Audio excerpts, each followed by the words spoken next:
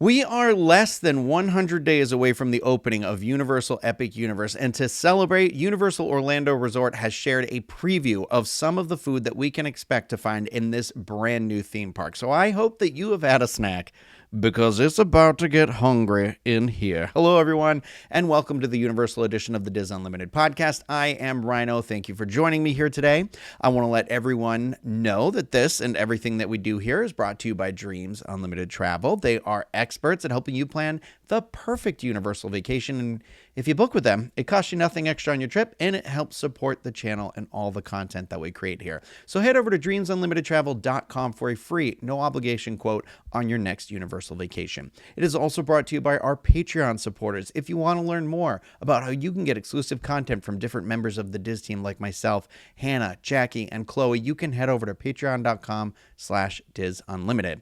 All right, all you UO fans out there, let's get into it. We're not going to talk about the food first, though. I do want to back up just for a hot second because Universal has shared a first look at two other exciting things to do with Epic Universe. And first up, they have shared a first look at the team member costumes for Epic Universe's How to Train Your Dragon Isle of Berk. And boy, oh boy, do they look really well themed, but extremely hot. I have no clue how team members are going to be able to wear these in the hot Florida sun and the unforgiving humidity that we experience here. I truly hope this land is incredibly well shaded. I do have to say, though, that I like those baseball hats with the horns coming out of them that are similar to Viking helmets, and I feel like they should absolutely sell something similar to this in the parks. The tops that look like a literal queen-size winter's blanket but wrapped around in a jacket-like fashion looks so cozy. I want to get one of those, but those are also the ones that I'm most worried about with the weather the way it is here. But I'm sure they'll get into all that as they run through operational needs and things like that before the park opens. Now, How to Train Your Dragon Isle of Berk is one of the 5 new lands coming to Universal Epic Universe. It is based on the popular DreamWorks animation movie trilogy. The land, although actually I believe it's called a world, the world will offer 4 attractions, 1 live show, and several character and dragon meet and greets, plus food, shopping, and more. I know I did say a land a bunch of times. I oscillate back and forth between land and world. It is a universe, so I believe they're all called worlds. But, you know, us in the theme park community, we're so used to everything being called land, so, you know. It is what it is. Well, we are talking about that Dragons area, though. I don't know if any of you saw that video out there of the testing that looks like maybe it's going to be a meet and greet character, or I kind of hope it's a meet and greet character of one of the dragons from the show. But West 2 News did a flyover, and they saw the character of Dart, which I guess is one of the kids of Toothless. I haven't seen the films yet. I promise you I will watch them before the park opens. But they were literally training a dragon. And it just looked really cool. I thought at first maybe it was one of those, one of their like incredible type of puppets they do. If you've been to the Jurassic Park area here at Hollywood, then maybe you've had the opportunity to see Blue, which is one of the raptors, and that is just an incredible puppet. I know that they have a Triceratops at Hollywood too, I believe, but it just looks really cool. But I think it's one of maybe those like robot dogs is underneath the skin. But either way, this has me very, very excited. It's really awesome. There's just like one little thing to be excited about, right? Now we're going to move over and go through another portal in the park. That's going to bring us to the Wizarding World of Harry Potter Ministry of Magic. We have our first look at some of the interactive wands that are going to be available for purchase in... Oh, God, here we go. French words. The wands will be available to purchase at Cosme Acajor Baguettes Magique in Place Cachet. I don't know if it's supposed to be Place Cachet. I'm going to say Place Cachet because I feel like that sounds fancier. If you may not be aware, this Wizarding World of Harry Potter is themed after the 1920s Paris as seen in the Crimes of Grindelwald film. Guests will explore 1920s Wizarding Paris, strolling the streets of Place Cachet, which boasts the tallest buildings ever built for the Wizarding World of Harry Potter, where visitors will be able to use their wands to interact with enchanted objects in many of the storefront windows and enchanted objects throughout. The attraction that's in here, just so you're not confused, it does take place at the British Ministry of Magic. I love combining words like that. That goes in the Craigtionary. At the British Ministry of Magic, following the conclusion of the main film series. You're going to use like the Flu Network to travel there. It's a whole thing. I don't really know how the time frame works, but we're really just talking about wands right now. So these wands are actually very, very pretty. I'm wondering if some of them are going to have metal elements to them, or if they're that like plastic, wood, or whatever they're made out of, resin or something. I told myself I will never be purchasing another wand, but these are very tempting, especially that one all the way on the right. If you're watching this with the green, the like glassy green tip on it, or on the handle. But yeah. Well, while we're over here in the wizarding world, why don't we shift over to the food now and just get into it? This is where you're going to really need that snack, okay? So I apologize again. There are so many French words in this, but Café L'Art de la Serene is a fast casual dining establishment offering breakfast, lunch, and dinner. And here are some of the offerings that you're going to find there. For breakfast, you'll be saying Accio Quiche Lorraine, which is a delectable custard made from eggs and cream coupled with crispy bacon and melty cheese in a flaky pastry crust with a side of fresh berries topped with a lavender honey drizzle. Yes, please. I love a quiche Lorraine.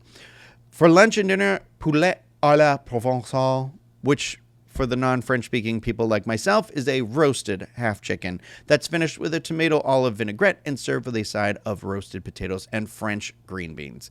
There's a baguette de dinde, what'd you call me? A charmingly scrumptious dish featuring sliced cracked black pepper turkey piled high with arugula, crisp apples, and creamy brie served with a warm, crusty baguette with zesty mustard, butter, and apple butter. Yummy. And get this, we got ourselves a new Butterbeer themed item, the Butterbeer Crêpe. Butterbeer Crêpe. A thin crepe filled with shortbread cookie, butter, Bavarian cream, and butterbeer cream folded inside and topped with a butterbeer drizzle, fresh strawberries, and a shortbread cookie. Girl, yes, please. There's another fast casual spot in Le Gobelet Noir. Here you'll find the Alchemist Platter, which is a spread of smoked sausage, potato and cheese pierogies, hello, and tangy pickled eggs with marinated beets, no ma'am, caramelized onions, and a warm soft pretzel served with zesty German mustard and cheese fondue. Again, I could do without those beets, but hello, pierogies. I'll be seeing you soon. There's also a lentil stew that is vegan-friendly dish that blends lentils with savory vegan bacon and rich root vegetables served with fluffy artisan bread. And if that crepe isn't enough, you can get your butterbeer fix at Butterbeer, which is the resident butterbeer cart nestled in the streets of Wizarding Paris, and it's serving up fresh cups of cold, hot, frozen, and non-dairy butterbeer. I don't know if that means they just take the frosting off. I hope that they made a non-dairy version of that frosting, because that would really be a shame to the vegan folks out there if they can't get a taste of that. Now, we're going to go through another portal, and we're coming up the pipe to Super Nintendo World, and we're going to see what Chef Toad has in store for us at Toadstool Cafe, a fast casual dining spot that serves both lunch and dinner and offers a unique range of dishes themed to the world of Super Mario. And fun fact, my document autocorrected the word Chef Toad to Chad Toad, and I think that's hilarious. All right, so here you're going to find the Mario Burger, which is a 7-ounce burger topped with lettuce, tomato, mushrooms, bacon, and American cheese, complete with a brioche bun with Mario's signature mustache printed on it and topped with his famous red hat.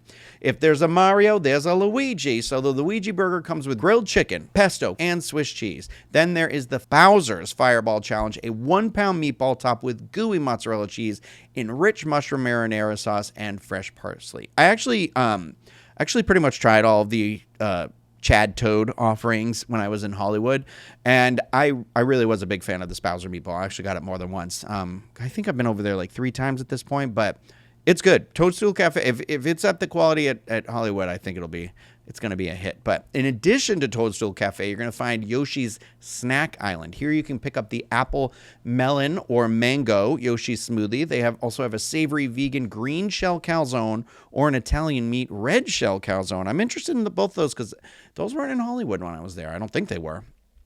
In Donkey Kong Country, the Bubbly Barrel offers the perfect refreshment for your jungle adventures with a DK Crush float available in tropical banana flavor. I can't wait to meet Donkey Kong. I don't know if you've seen this either, but they showed like the character meet and greet, and I'm just like, yes, I need a photo. Donkey Kong was like my favorite video game growing up.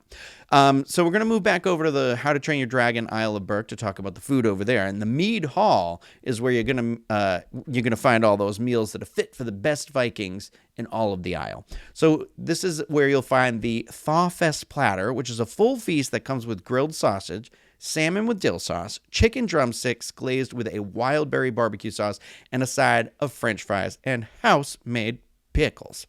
Wash it all down with a glass of Yaknog, a traditional Viking staple that's a creamy, chilled, malted beverage sporting a sweet vanilla flavor.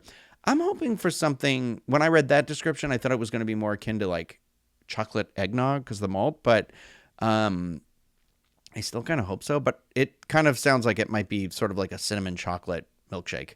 But if it is like eggnog, I will do anything to get eggnog in my life year-round. Excuse a fella for hoping. You're also going to find the Nordic Harvest Salad over here, which features kale and arugula, greens, crisp red cabbage, radishes, and hearty ancient grains with blueberries and crisp apples for a tangy flavor, a sprinkle of trail mix that adds a satisfying crunch, and raspberry vinaigrette to top it all off.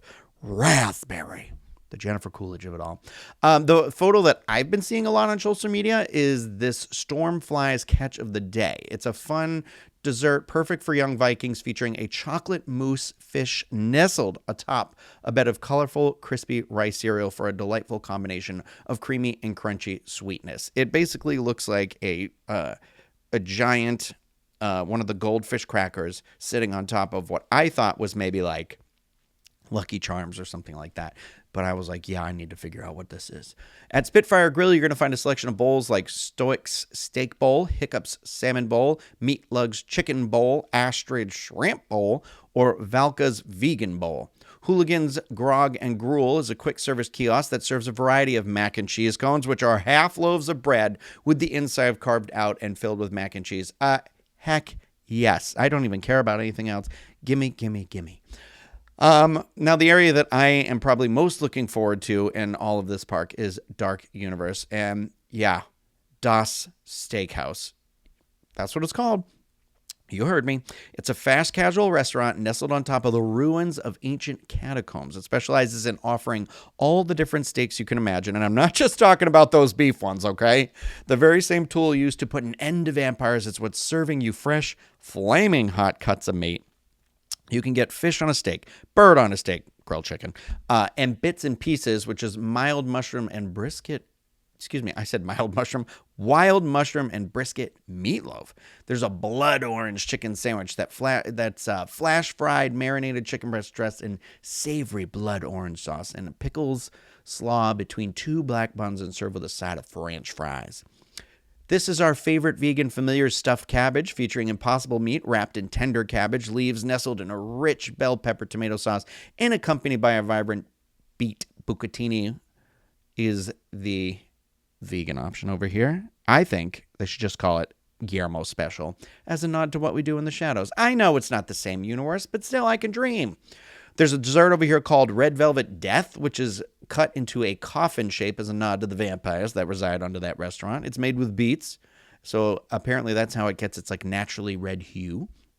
Now, the Burning Blade Tavern is Dark Universe's other fast casual restaurant. Here you're going to be able to pick up Hunter's Garlic Steak, which is a crispy, cheesy garlic soft pretzel. Oh, mama. Or Burning Cheddar Bites, which are crispy fried poppers. This, I think I'll be at a lot. There's a Burning Blade Burger, which is a hearty beef patty with a spicy tomato jam spread and jalapeno bacon that mimics the crisscross shape of the wind turbines to match the windmill it's served from, all between two jet black brioche buns. Love it. Now, our final world, which is actually the first world you'll encounter when you enter Universal's Epic Universe, is Celestial Park. Fine under-the-sea dining can be found at the signature restaurant of Atlantic. The sea bass is one crown jewel of a dish at Atlantic that sports a subtly sweet carrot mochi and fresh sugar snap peas nestled in an aromatic lemongrass broth. This dish is garnished with tropical starfruit slices. For dessert, there is the Landlubber's Snickerdoodle Loot, a fun beach-style dessert perfect for young explorers featuring a snickerdoodle cake served in a beach pail with cookie butter ganache surrounded by Biscoff sand and gummy sharks. That sounds Yummy. And the cocktail I have my eye on over here is the Grand Atlantic Martini, made with dry gin, aperitif wine, and a gilded lemon twist for garnish. So classy.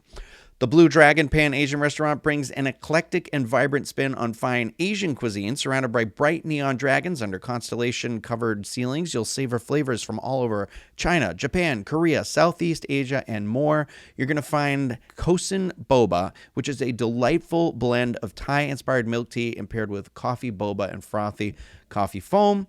Here you'll find the double-fried Korean chicken wings, some beef Szechuan noodles made with Szechuan spices and hearty beef. This restaurant's crown jewel of a dessert is the passion fruit moon cake, which is a small hand pie filled with passion fruit cheesecake with a signature dragon stamped on top.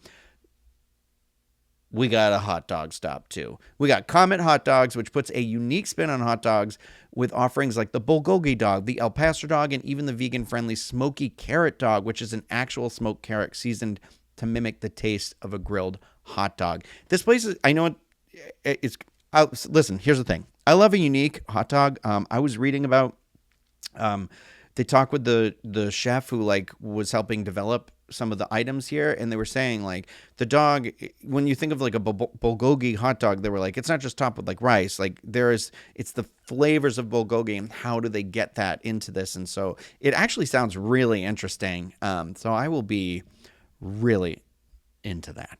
Listen, I love a hot dog. There's more places to visit here, though, like the Oak and Star Tavern, where guests can choose from smoked brisket, smoked ribs, pulled pork, cheddar jalapeno sausage, or spit-roasted herb-infused chicken, and pair with sides like braised greens, mac and cheese, and more.